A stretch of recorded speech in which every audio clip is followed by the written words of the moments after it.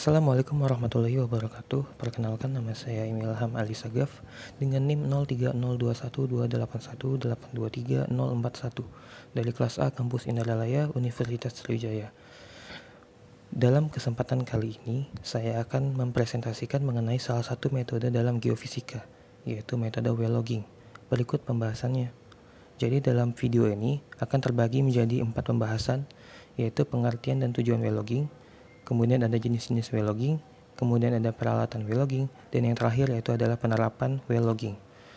Jadi untuk pengertian dan tujuannya sendiri, logging adalah teknik yang digunakan untuk mengambil data-data dari formasi dan lubang sumur dengan menggunakan instrumen yang khusus.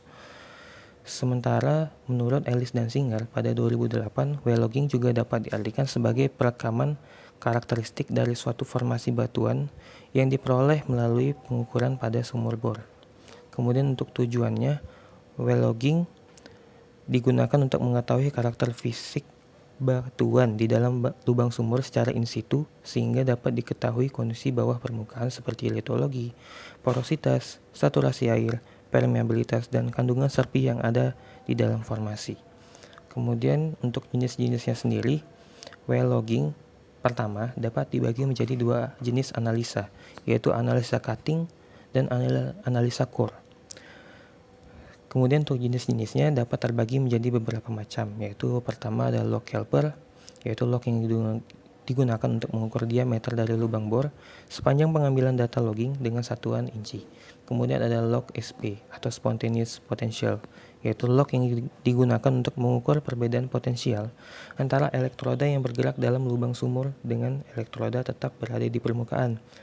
Jadi elektrodanya akan melewati berbagai jenis batuan yang berbeda sifat serta isinya.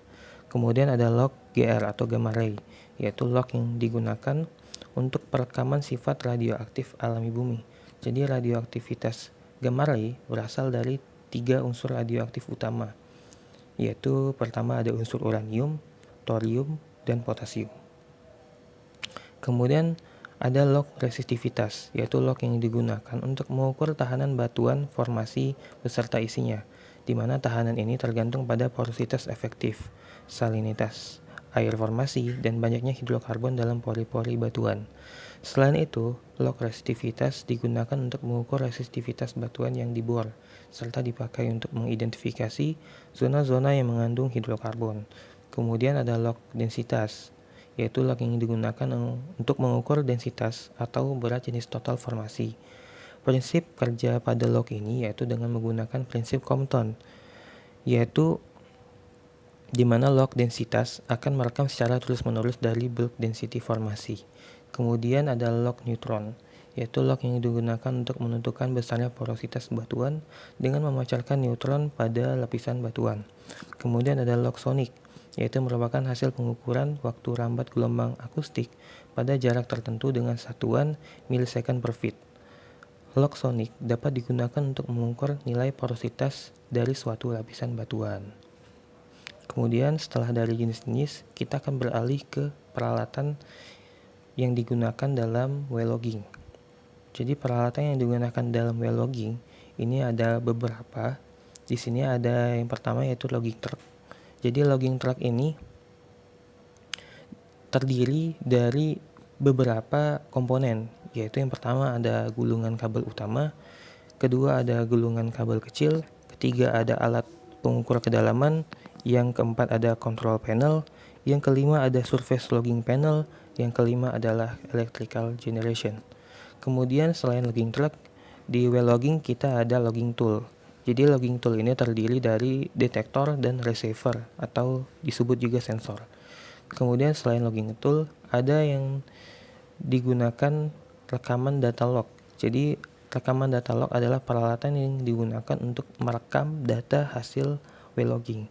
Jadi peralatan ini dapat terbagi menjadi photographic recorder dan magnetic tape recorder. Kemudian ada kabel. Nah, kabel ini berfungsi untuk menaikkan dan menurunkan peralatan.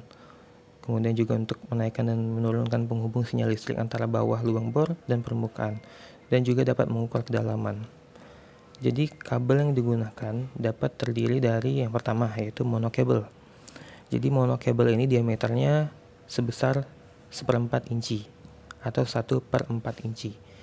Digunakan untuk perforasi, pemasangan packer, dan survei production logging.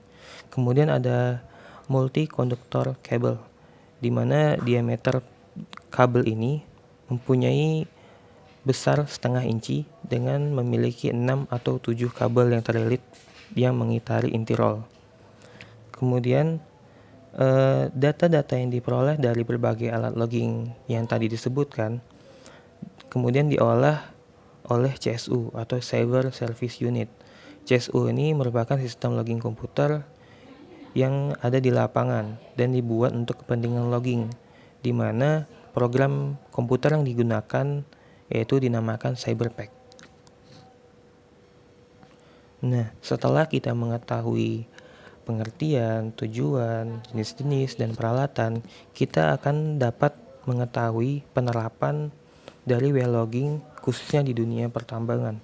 Jadi pertama, penerapan well logging di dunia pertambangan dapat terbagi-bagi menjadi beberapa bagian, yaitu yang pertama untuk bagi geologis, yaitu dapat mengetahui jenis litologi, komposisi batuan, kemiringan lapisan, fracture, kedalaman top formasi, kandungan hidrokarbon, interpretasi pada lingkungan pengendapan. Kemudian untuk geofisikis sendiri, yaitu untuk mengetahui sifat-sifat fisik batuan, penentuan hubungan waktu antara kedalaman dan pembuatan seismik sintetik. Kemudian untuk drilling engineer sendiri dapat digunakan untuk mengetahui stabilitas batuan, kemudian untuk mengetahui volume lubang bor, prediksi pore pressure, prediksi dan evaluasi hole problem. Baiklah, sekian pemaparan dari saya. Apabila ada kesalahan saya mohon maaf. Kepada Allah saya mohon ampun. Terima kasih atas perhatiannya. Wassalamualaikum warahmatullahi wabarakatuh.